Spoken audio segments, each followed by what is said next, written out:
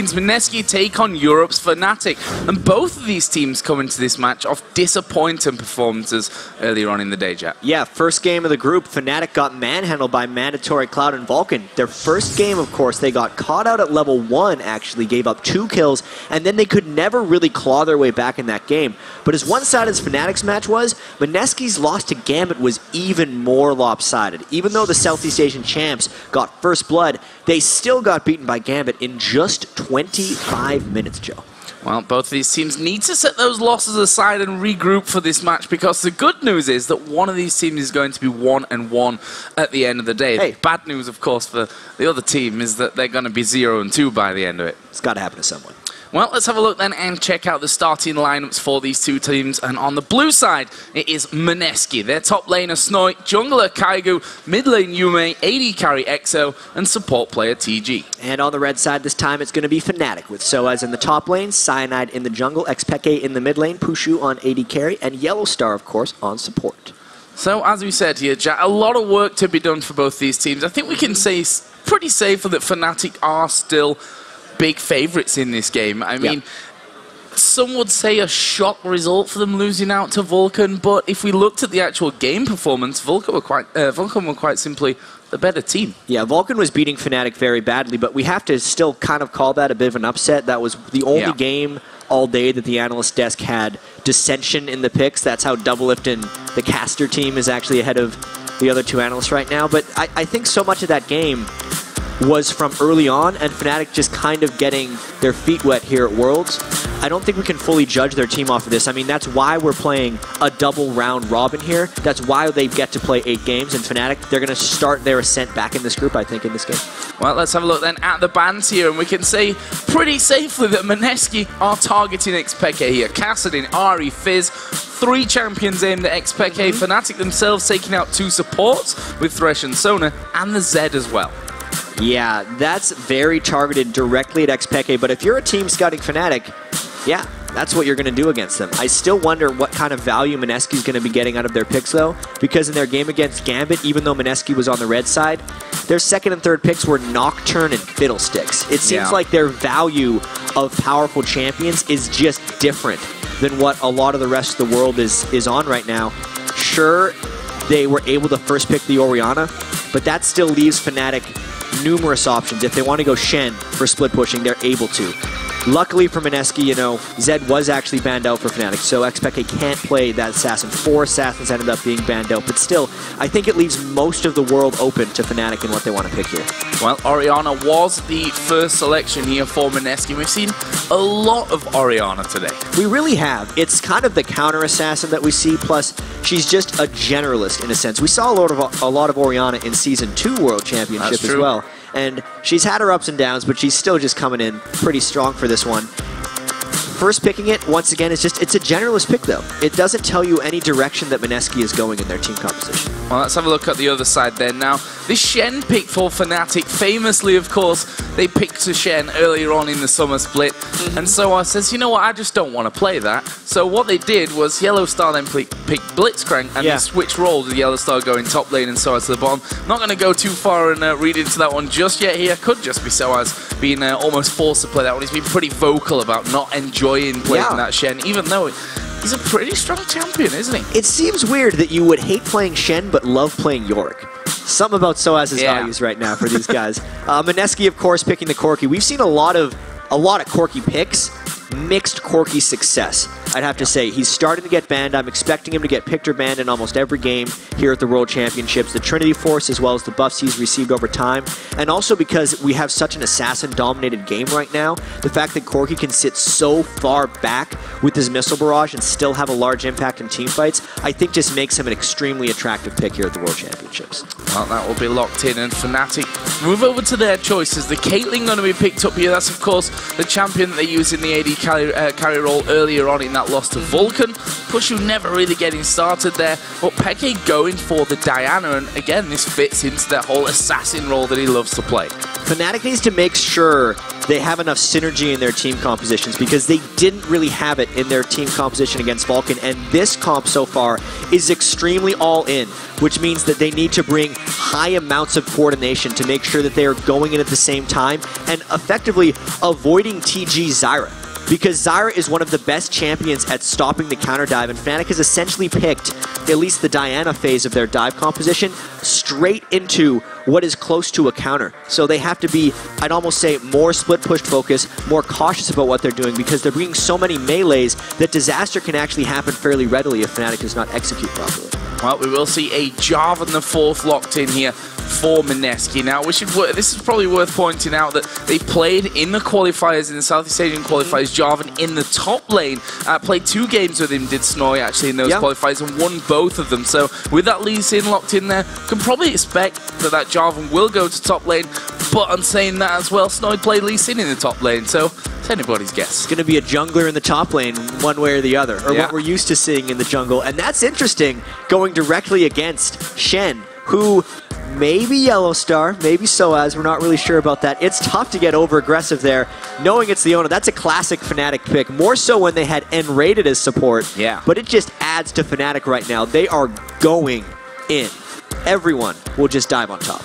Going straight in there for the fight, and it's been a while since we've seen Leona really coming in. We were actually talking about it earlier, that we're seeing a lot more Corki. Where's the Leona, the Corki Leona lane that actually N-rated and Yellow Star themselves when they were back playing for Against All Authority? It seems like 2 years ago by now, and it probably is by then. The fact that they made that so famous. Yellow Star obviously moving into the support role this season.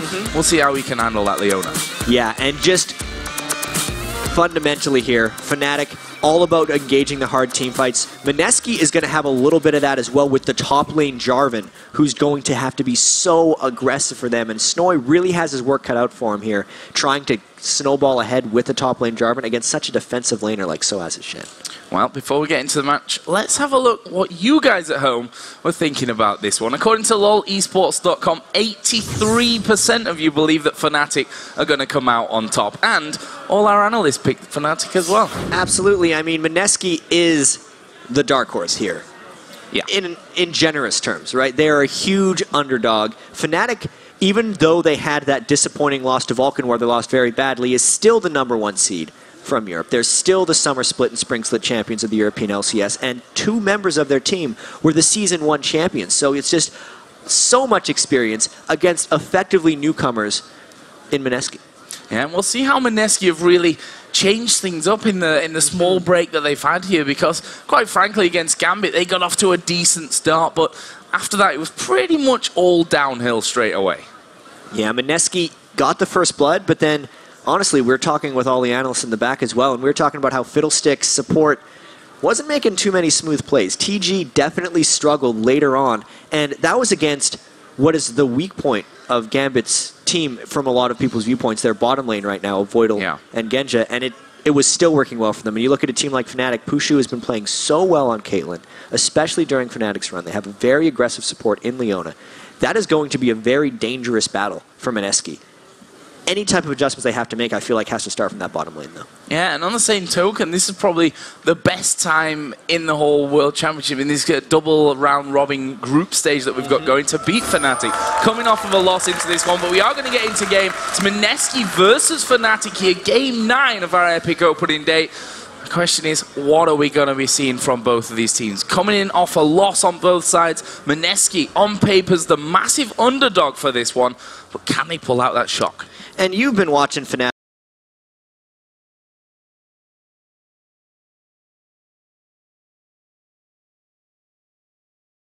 Sometimes they look absolutely amazing, like they could beat any team in the world.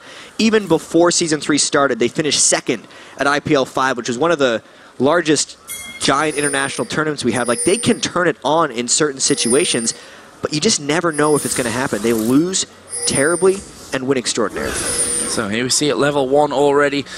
Little bit of exchange going out there. Lee Sin just throwing that Sonic Wave out, hoping to catch someone, but Fnatic, as you can see, not being spotted fully up until now. Mineski have to be very, very careful here. Fnatic, of course, has the 2 wards in their red buff. We've seen a little bit of action, actually, at level 1 thus far in the World Championships, because the scouting time for a lot of these teams was longer than they're kind of used to, and that's one thing you get to do if you're really trying to take down a team and scouting them well, is just track their level 1 movements. And since so many teams have just kind of defaulted into this ward the enemy red buff, we may be seeing some counterattacks here, because you can see now Fnatic, they were kind of going in. They landed taunt. There's the taunt going down. Yume going very, very low. Flash in there. First blood comes down. It's Soaz that picks it up there on Shen. Dream start coming out here for Fnatic. Taunt flash right there from Soaz, extending the range of his taunt and catching Yume completely off guard. All of Mineski was actually worried about the people that were in the red buff area, thinking, oh, Fnatic's going to slowly walk up towards us there. Even we were a little bit lulled. That's when Soaz pounced, and that gives Fnatic that level 1 that they so clearly needed. In Fnatic's defeat to Vulcan, they lost 2 kills shortly after they were taking their red buff. This is just the polar opposite of that game against Mineski. So then, starts for the junglers there. We saw Cyanide taking his blue buff. Kaigo on the other side for Mineski doing a very similar thing, but they have those wards down over by red. Kaigo might have a look and see if he can get a steal over there. We're going to be seeing a whole bunch more jungle battling right now, but I actually think Xpeke is potentially able to go and help out Kaigo right here. Cyanide needs to be able to get aggressive up against Lee Sin and not let him counter jungle up here. There we go, Kaigo coming in.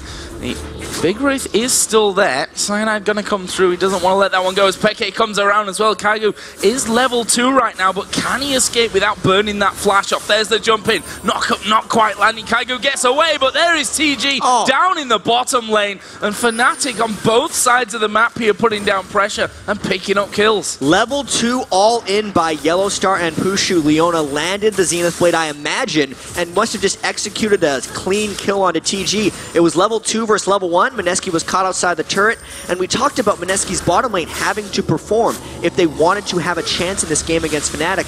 And just like the level 1, this bottom lane is an early disaster for Mineski. Disaster indeed. Already that kill going over to the Caitlyn. Obviously, we saw Xpeke getting involved at that level 1 first blood, which gave him that nice assist as well. So across the board, Fnatic having a very solid start to this one. And honestly, as the European champions of the spring split and the summer split coming into this one, this is a turn of fortunes that they've really needed. And Fnatic's not going to be 0-1 or winless in a group for very long with the history of this team. And also, knowing how frustrating they can be to play against. They have a style that is generally unique to them. They do so much creative split pushing. The way Soaz and Xpeke roam around together and kind of double team in so many different situations. Now that Soaz is on, you know, it's weird to call Shen a playmaker, but it is a playmaker sometimes when it's in the hands of Fnatic, because he could just appear with Xpeke or with the main squad and create 2 separate areas of threat across the map. You give Fnatic an early lead like this, it means Soaz is going to be able to happily farm up until level 6. Peke will be able to start roaming around to the bottom lane, and unless Mineski does something drastic, I feel like Fnatic is just on execution mode right now. See them trying to get control back of those bottom bushes there. A pink ward. What's the green ward on the top side of it? They don't want Yellowstar coming sliding out with that Zenith Blade and locking them up like happened early on to give Fnatic that lead. And you can see it's already 1,000 gold lead for Fnatic. We're not even 5 minutes into this game. That's worrying signs for Mineski. And whilst it is a double round robin tournament, these teams are playing a lot of games. You can't afford to be, you know, stringing a 0-2, 0-3 at the start of it. I mean, knowing that it's only 2 teams that move out of each group as well, you need to be much better than 50-50. I think you lose 3 games, that's potentially enough to knock you out of this one. Taunt goes for Soaz, they get it onto Snoy. Snoy getting knocked up there, the Ignite already down onto him, but he will actually back away onto the tower. Meanwhile, Yellowstar down in this bottom lane going very, very low there. Pushu actually putting down a lot of damage from this one, decides not to follow up though. No kills happening. Still a bunch of damage down onto Exo, and he is out of health potions. Meanwhile, there's no help that Snoy can really get in that lane that's going to completely save the turret. Really, Fnatic seeming to have control of all of these lanes. Even if the minion farm in the bottom lane isn't going their way, it's only because Pushu went back and shopped so early. Double Doran's Blade plus the boots of speed for Pushu gives him a lot more power than this Corki can really be throwing out onto him at this stage. Meanwhile, in that mid lane, both sat at level 5 right now, about half away in there towards level 6. And we'll see if that then impacts the Cyanide coming here around the side of the shield, put down onto Yume, and he'll just speed off towards that river. Stay safe. It's actually a little early for that gank from Cyanide. I feel like they could have waited for Peke to hit level 6, which he's actually done right now, and he's just going in by himself. Going straight in onto that one, and with the Ignite down, an easy kill to finish off there, and that puts Fnatic now 3-0 up, and honestly, Jack, something needs to change, and very quickly here for Mineski. Yeah, they need to start winning lanes, which is a lot easier said than done. Laning phase is generally one of the things that teams spend years working on. Cyanide now looking to tower dive Kaiju. Look out. He actually flashes away from that one there. Did get slowed in the end. Peke diving in onto him. Will he keep going from this one? He's going to have a look as the Sonic Wave actually missing there point blank from Kaigu. He's going to bring out the palm tree, give it a kick, and get back home to base. He needs to refill his coconut because he just threw that one away. He wasn't able to get Xpeke underneath the turret. Yikes, Joe. 1.8k, only 7 minutes in. Yellowstar hasn't even hit level 6 in this lane yet. He's just going to be able to light up TG, I feel like, when he hits level 6 on Leona, and they are going to blow away that bottom lane. But then the rest of Mineski isn't able to get pressure going either. You pick Jarvan for the top lane, as Snoy has done, because you need to be able to aggress early, but Soaz has made his defensive items. Snoy's actually went double Dorans, and he's actually fairly contented just farming out. If anything, Mineski needs to take Jarvan and start moving him around the map. They almost just need to accept that Soaz is going to get his farm and try and create any kind of action, but it's almost too late for that at this point because Soaz has his stand united on Shen, so Fnatic is already in execution mode, being able to skirmish all around the map. We'll see where that stand united gets involved here. Soaz certainly not scared to press that R button and get himself down there for assists and kills with the rest of his team. But only Fnatic is approaching 2,000 gold. We're 8 minutes into this one. You feel like no lane is safe right now for Mineski, particularly these bottom and middle lanes where, you know, we've seen Leona time and time again going in there. Single solar flare can lock them up, and things could get very bad down there. At the same time, Xpeke in the mid lane, we've seen he's not scared of jumping straight on top of Yume. And an early game lead like this, while obviously it's nice to have with any composition, for a team that has to dive all in and really has to commit to every team fights, it's actually pretty crucial that they have a lead this big, so they can actually just execute their dives later on in the game without the repercussions of getting caught by a Zyra. There is Peke once again going in. Yume losing half of his health as Exo. Gonna get locked up here, but couldn't quite lock him down much, enough to finish off the kill there, but they trade round about half health apiece. You know what, though? That is the Zyra Solar Flare down, so at least Mineski's bottom lane lives to fight for another Solar Flare cooldown at least. They stopped that from happening. TG still hasn't hit his ultimate yet on Zyra. Maybe that's a little window for Mineski to come back, but it seems very doubtful. So as they're continuing to bully that top lane, Kaigu actually coming down to the bottom lane here, but they need to make sure that they get vision control. TG going to actually miss here. They are going to go on towards him. Can they finish him off? Only one more auto attack from Pusher will do it. Kill does come back there though for Exo. That will be a 1-for-1 in this bottom lane, the first kill of Mineski's game. A fairly ill-advised flash actually by Pushu coming in there because Kaigu was just ready there for the kill backwards. Farm-wise, Exo sticking with Pushu. It's just the support battle, really, I think, is Yellowstar just destroying TG. With the jungle help there, it helps them pull back a little bit because they took the 2-kill bounty that Pushu had accumulated and fed it right back to Exo. Let's have a look down some of the items then to really compare those. And those AD carries a good place to look at.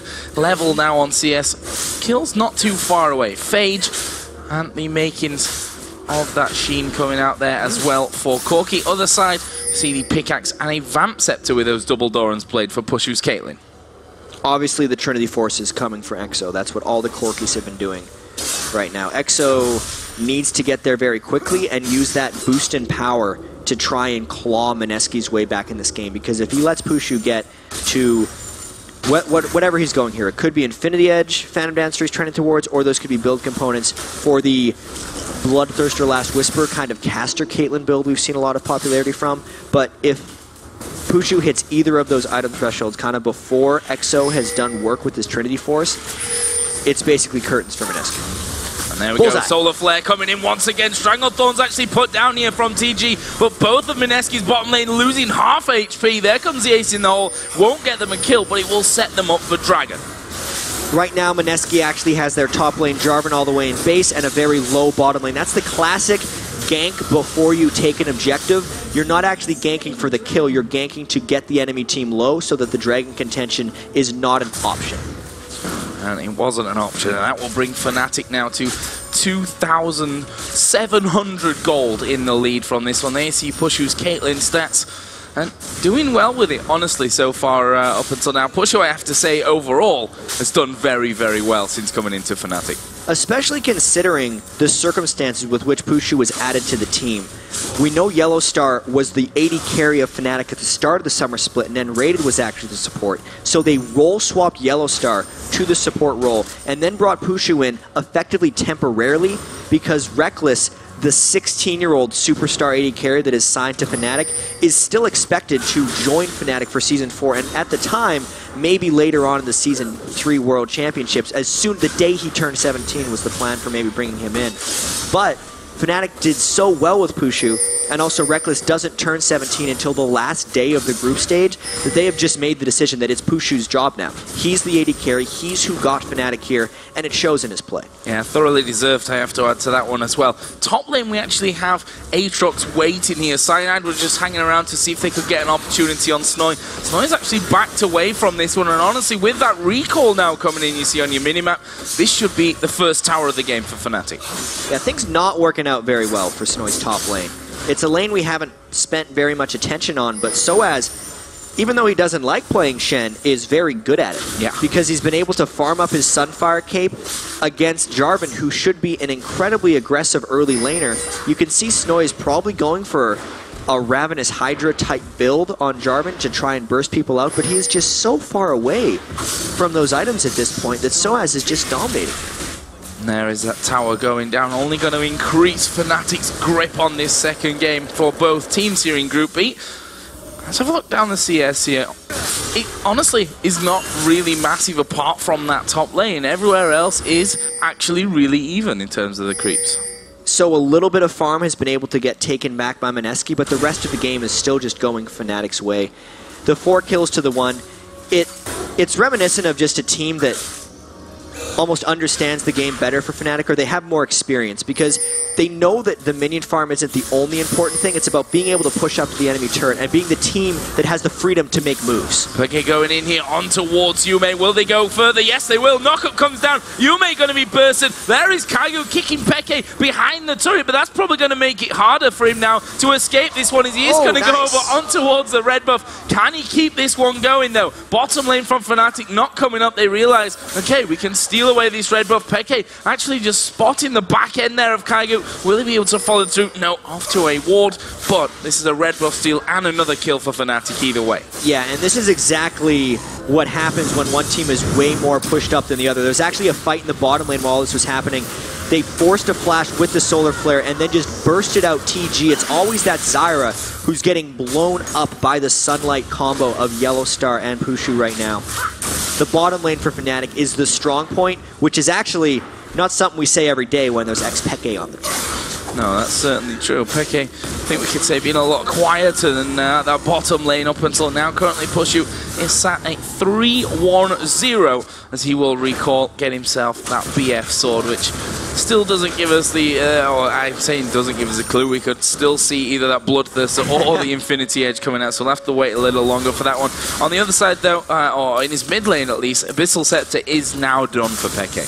Yeah, and he also built what I believe are Alacrity boots on Diana, so that's the 15 move speed enhancement so early on into the game. I feel like he's building those for fun mainly right now, because he just wants to be able to chase people down in extended engagements. When Fnatic has a lead like this, it's really just hunting season for them, so they want to be able to catch everyone on Mineski, knowing Mineski can't really fight back right now.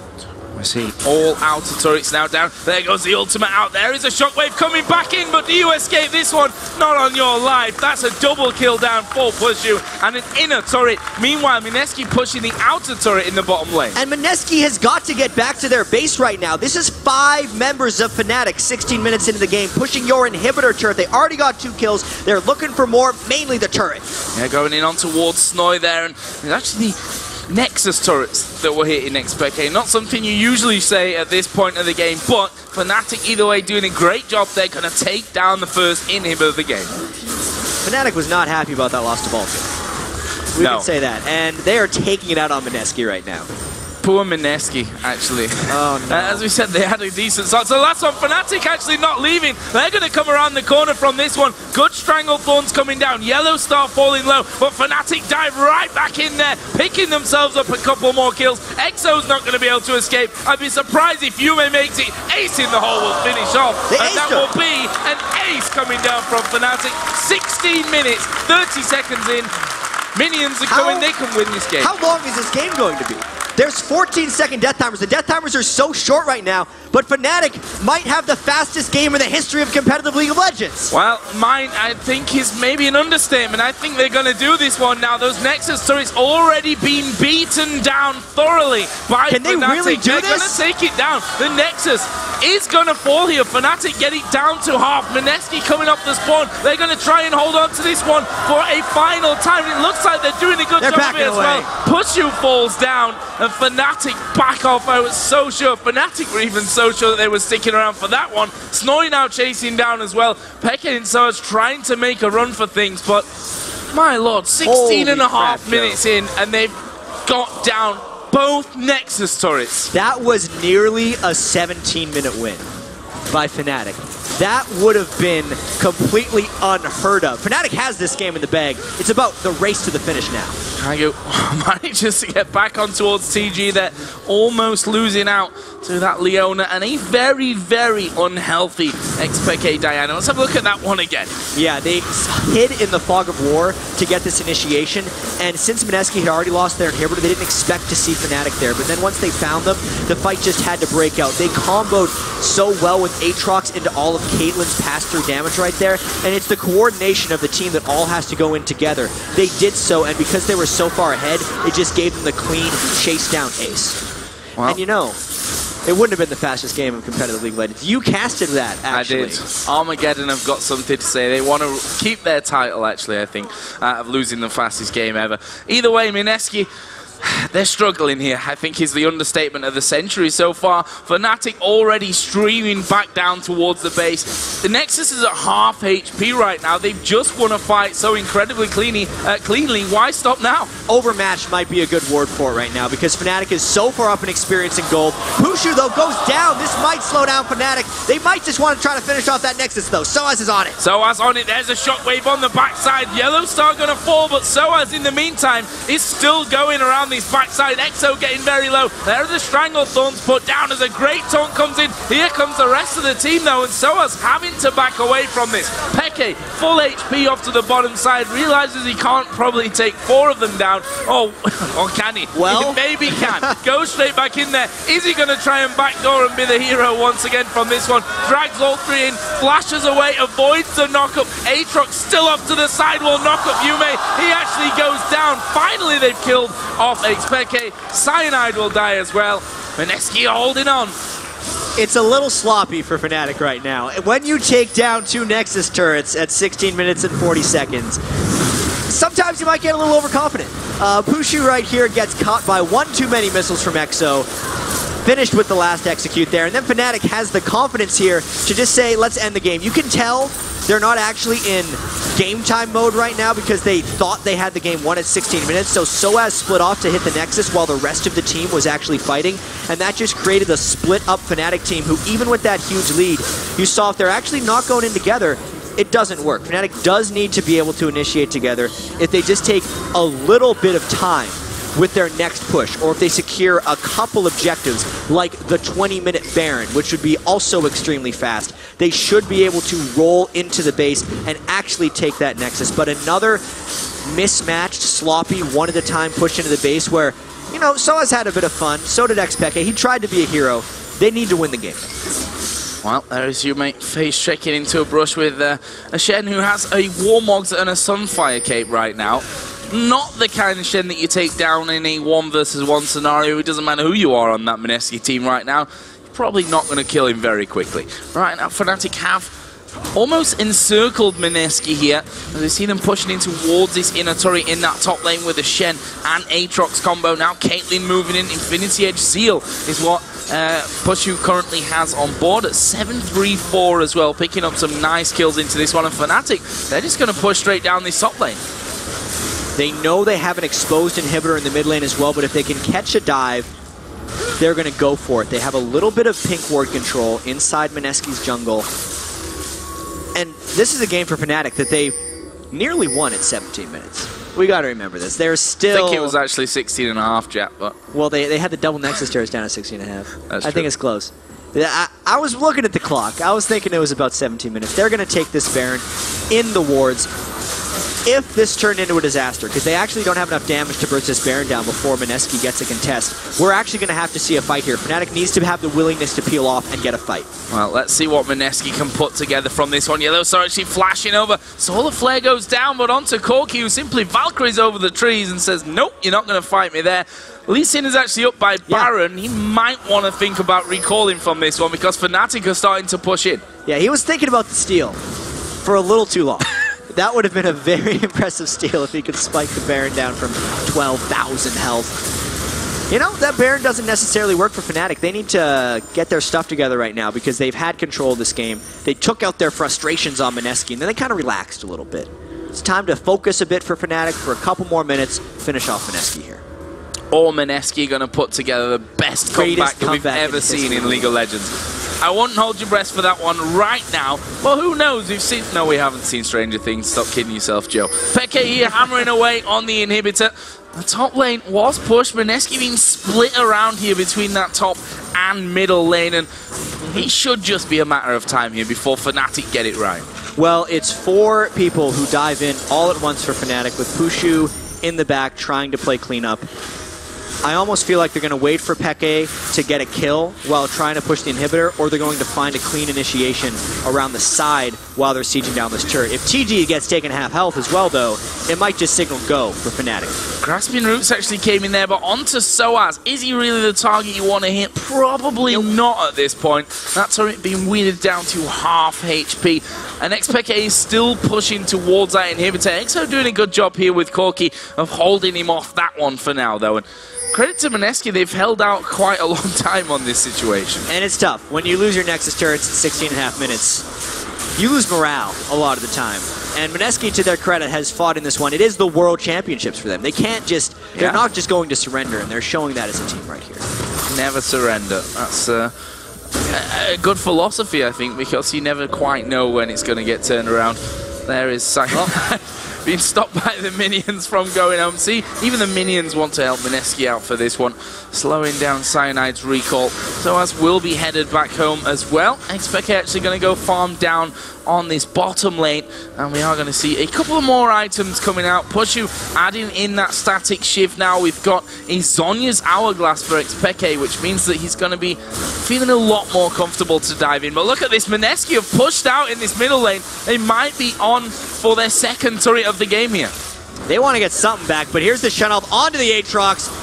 You're in trouble, Mineski. You're in trouble. Knocked straight up in the air. There are the Stranglethorns. They won't knock anyone down. Now Kaigu going to be the target from this one. Can they get onto him before he escapes? Ace in the hole comes flying through, but he's still alive. Those wolves going to be a friendly target for him. But has he got what it takes to get over? No! It's failed his flash on that one. That means 2 men down here now for Mineski. It's his surely game. This is it. It's 25 minutes. This was the time of the Gambit first Mineski game, and this will be the time of the Fnatic first Mineski game as well. 5-on-3 onto the Nexus. Fnatic pushing in. Well, surely going to be looking for a few kills before they actually end up finish this one off. Apparently, I don't know Fnatic well enough. They're going to go straight for this one. Soa's actually tanking things up. Peke dives in on towards EXO. There is Cataclysm down by Jarvan, but he's squishing up at this point with this lead for Fnatic to just be taken out. But look at Yume and EXO. They're still managing to hold them off. Nexus down to half HP again, and Fnatic, they're backing off. Yep. Fnatic is backing off once again. Maybe they're going to play around the side here, but there's a ward down, and that means Fnatic has to continue to back away. You know, I've always been told you don't play with your food because sometimes it's going to mess up the food. I don't know. Okay. The food's just going to somehow get angry or something, you're going to ruin the taste. And at some point, it's going to backfire. Fnatic should have ended this game. It's a brilliant analogy. I'm not sure it's quite so related to this one. I missed the mark on that one. Well, let's look at the score. I mean, 19 to 10. Not a bad kill score against Fnatic. No. The gold is only 10,000, I say, with the lightest of terms there. It's the turrets that obviously Fnatic made from that one play going straight through middle, or two plays it technically was, because they came back and fought them on that inhibitor. But Mineski are not giving up here. This is the right spirit to have when they've still got a load more games to play in the group stage. Yeah, and the gold lead was 10,000 about 8 minutes ago.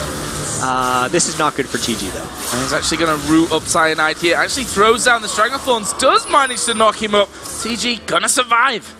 Kaigu has been waiting for this Baron steal for quite some time. If he steals this, the crowd here is going to go absolutely wild. He would earn it if he was there, because he has been waiting in that push. There's no way Fnatic knows he's there. He also has no way of supporting the rest of Mineski in a team fight. But he's going to get this. He's got the ward. Gelstar, don't kill the ward. Let him have it. Let him see. He's going to need someone to go in there. He's not going to give up on this one, though. Fnatic, are they going to keep going Baron? Are they going to come off it? They're actually coming off it from this one. Peke is waiting in the brush. There's the one kill. Snowy goes down. That's 2 for nothing. And now Mineski have to recall. Lee Sin finally does hit that B button. Not sure Exo's going to be so lucky with this one. Peke is literally just going to hold him away. Fnatic are looking to win it here. Means the base defenders aren't there right now. It's a jungler and a support. Call number 3, Fnatic. They're going to end the game here, Joe. There's a kick to the face for Soaz, but can they hold off here on this Nexus? Already down to half for the 3rd or 4th time in this game so far, but Fnatic decide to go in. They're going to pick up the victory here in 27 minutes and 40 seconds. Tell you what, that's 10 minutes longer than I expected Mineski to be holding off after what happened to them after those team fights, with Fnatic pushing so decisively on through. That was a rather resilient Nexus for Mineski, but if anyone knows how to finish him off, it's Peke. He was able to fly in right at the end of that game, 619 on Diana. That just evens up Fnatic and probably gives them a pretty positive feeling heading into tomorrow when they're playing a couple more games.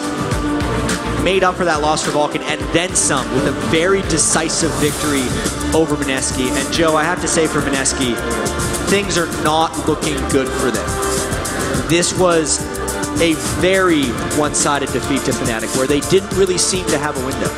Well, it's not a surprise to us, I think we can say from this one. Mineski, I think, if we look at every single team that has made it here to the World Championships, I think they were the biggest underdogs, the biggest surprise. Even they did incredibly well, beating SGS to actually get here to this stage of the tournament. So these guys, in theory, aren't slouches, to say the least, but look at the quality that they've got to go up against. I mean, Gambit and Fnatic, your first 2 games, it's always going to be tough. And I mean, I kind of feel like if we look back to the Season 2 World Championship, for those of you who remember, Saigon Jokers actually beat out the same team that Mineski did to make it here, and they were also looked at as these complete underdogs. No, they didn't make too much noise, but the Saigon Jokers did take a game off of Team Dignitas in the Season 2 World Championships, and I almost feel like that's what Mineski's goals are going to be aligned around now, because yes, they are huge underdogs, but to make a showing, they're going to maybe get an upset against one team. That's what they have to be thinking for themselves. And an important thing we shouldn't forget is experience. Playing on a huge stage like this, playing in front of the crowd here. And this is always going to be something to take away, even if Mineski lose every single game. It's still something to learn by in the future. Yeah, they're going to just have to buckle down a little bit and just forget what happened there. Because if you're thinking about a 16-minute double Nexus turrets down, you're not going far. No, forget day one, I think, is the idea with that one. We've got to take a quick break, guys, but when we return, it's the final match of day one as Europe's Gambit take on Korea's Ozone. Plus, Vulcan's top laner, Psycho Sid, will join us to talk about their first day at Worlds. So stick around, the Season 3 World Championship will be back in just 3.5.